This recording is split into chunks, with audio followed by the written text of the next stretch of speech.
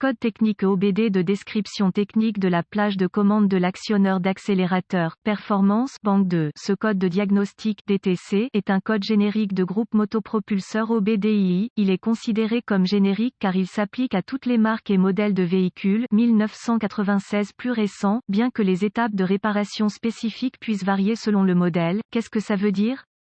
Certains véhicules plus récents sont équipés de systèmes d'entraînement par fil, où le corps de papillon est contrôlé par un capteur sur la pédale d'accélérateur, le module de commande du groupe motopropulseur, module de commande du moteur PCM, ECM, et un moteur d'actionneur électrique dans le corps de papillon. Le PCM, ECM utilise le capteur de position du papillon, TPS, pour surveiller la position réelle de la lame du papillon et lorsque la position réelle est hors de portée par rapport à la position cible. Le PCM, ECM règle le DTC P0638, la rangée 2 fait référence au côté du moteur opposé au cylindre numéro 1, il n'est pas courant d'utiliser plus d'un corps de papillon, mais certains fabricants ont un corps de papillon pour chaque rangée de moteur. Toutes les procédures de diagnostic de cet article se réfèrent spécifiquement à ce côté du moteur uniquement. Ce code est similaire au code P0638, si les deux codes sont présents, suspectez un défaut de câblage, un manque de tension ou un problème PCM, ECM, la plupart des corps de papillon de ce type ne sont pas réparables et doivent être remplacés. Le corps de papillon est actionné par ressort pour se maintenir en position ouverte en cas de panne du moteur. Dans certains cas avec une panne complète, le papillon ne répondra pas et le véhicule ne pourra conduire qu'à une vitesse lente. Remarque, s'il existe des codes DTC associés au capteur de position du papillon, assurez-vous de les corriger avant de diagnostiquer le code P0639.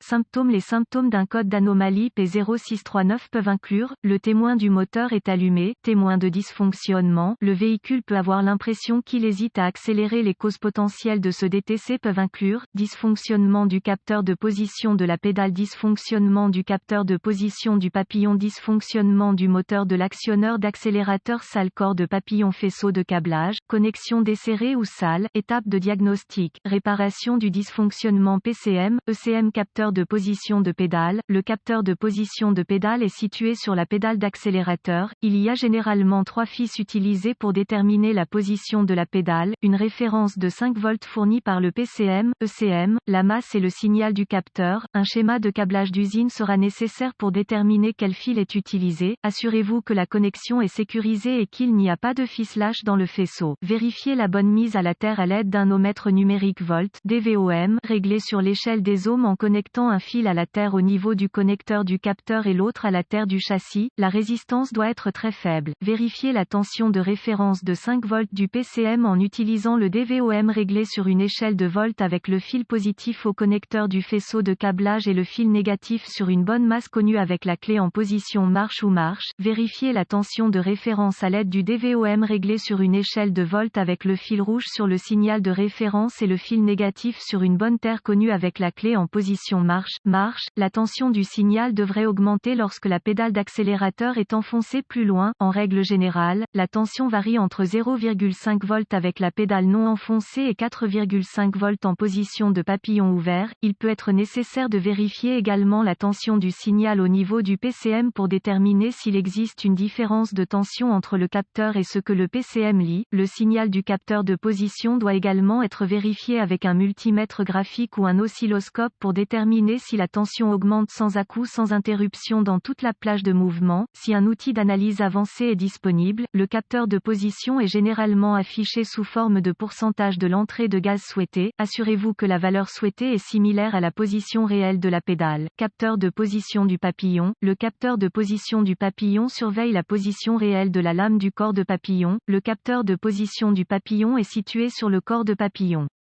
Il y a généralement 3 fils utilisés pour déterminer la position de la pédale, une référence de 5 volts fournie par le PCM, ECM, la masse et le signal du capteur. Un schéma de câblage d'usine sera nécessaire pour déterminer quel fil est utilisé. Assurez-vous que la connexion est sécurisée et qu'il n'y a pas de ficelage dans le faisceau. Vérifiez la bonne mise à la terre à l'aide d'un ohmètre numérique volt, DVOM, réglé sur l'échelle des ohms en connectant un fil à la terre au niveau du connecteur du capteur et l'autre à la terre du châssis. La résistance doit être être très faible. Vérifiez la tension de référence de 5 volts du PCM en utilisant le DVOM réglé sur une échelle de volts avec le fil positif au connecteur du faisceau de câblage et le fil négatif sur une bonne masse connue avec la clé en position marche ou marche. Vérifiez la tension de référence à l'aide du DVOM réglé sur une échelle de volts avec le fil rouge sur le signal de référence et le fil négatif sur une bonne terre connue avec la clé en position marche. La tension du signal devrait augmenter lorsque la pédale d'accélérateur est enfoncée plus loin. En règle générale, la tension varie entre 0,5 volts avec la pédale non enfoncée et 4,5 volts en position de papillon ouvert. Il peut être nécessaire de vérifier également la tension du signal au niveau du PCM pour déterminer s'il existe une différence de tension entre le capteur et ce que le PCM lit. Le signal du capteur de position de l'accélérateur doit également être vérifié avec un multimètre graphique ou un oscilloscope pour déterminer si la tension augmente sans à-coup sans interruption dans toute la plage de mouvement. Si un outil d'analyse avancé est disponible, le capteur de position est généralement affiché en pourcentage de la position réelle de l'accélérateur. Assurez-vous que la valeur de position souhaitée est similaire à la valeur de position commandée. Moteur de l'actionneur de papillon. Le PCM/ECM enverra un signal au moteur de l'actionneur de papillon en fonction de l'entrée de position de la pédale et d'une valeur de sortie prédéterminée en fonction des conditions de fonctionnement. La position de la pédale est connue comme l'entrée souhaitée car le PCM/ECM contrôle la position de la lame des gaz et peut limiter ses performances dans certaines conditions. La plupart des moteurs d'actionneurs sont contrôlés par le rapport cyclique. Vérifiez la résistance correcte du moteur de l'actionneur de papillon en débranchant le connecteur du faisceau à l'aide du DVOM réglé sur l'échelle ohm avec les fils positifs et négatifs à chaque extrémité des bornes du moteur. La résistance doit être conforme aux spécifications d'usine. Si elle est trop élevée ou trop basse, le moteur peut ne pas se déplacer vers la position commandée. Vérifiez le câblage en testant l'alimentation à l'aide d'un schéma de câblage d'usine pour localiser les fils appropriés. Le fil d'alimentation peut être vérifié en utilisant le DVOM réglé à l'échelle de volts avec le fil positif sur le fil d'alimentation et le fil négatif sur une bonne masse connue. La tension doit être proche de la tension de la batterie avec la clé en position marche ou en marche. En cas de perte de puissance importante, le câblage peut être suspect et doit être retracé pour déterminer où la chute de tension se produit. Le fil de signal est mis à la terre à travers le PCM et allumé et éteint par un transistor. Le rapport cyclique peut être vérifié avec un multimètre graphique ou un oscilloscope réglé sur la fonction de rapport cyclique avec le fil positif épicé dans le fil de signal et le fil négatif sur une bonne terre connue. Un voltmètre standard n'affichera qu'une tension moyenne qui peut être plus difficile de déterminer s'il y a des coupures de tension au fil du temps. Le rapport cyclique doit correspondre au pourcentage commandé par le PCM/ECM. Il peut être nécessaire de vérifier le rapport cyclique commandé à partir du PCM/ECM à l'aide d'un outil d'analyse avancé. Corps de papillon. Retirez le corps de papillon et vérifiez s'il y a des obstructions ou une accumulation de saleté ou de graisse autour de la lame de papillon qui empêcherait un mouvement normal. Une lame d'accélérateur sale peut empêcher la lame d'accélérateur de répondre correctement lorsqu'elle est commandée à une certaine position par le PCM/ECM.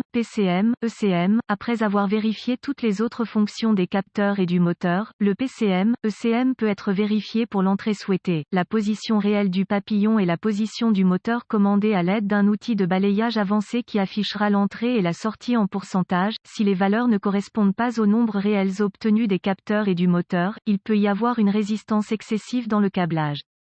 Le câblage peut être vérifié en débranchant le faisceau du capteur et le faisceau PCM/ECM en utilisant le DVOM réglé à l'échelle ohm avec le fil positif et le fil négatif à chaque extrémité du faisceau. Il sera nécessaire d'utiliser un schéma de câblage d'usine pour localiser les fils appropriés pour chacun des composants. Si le câblage présente une résistance excessive, les nombres affichés par le PCM/ECM peuvent ne pas correspondre à l'entrée, à la sortie cible et à la sortie réelle souhaitée et le code d'erreur sera défini.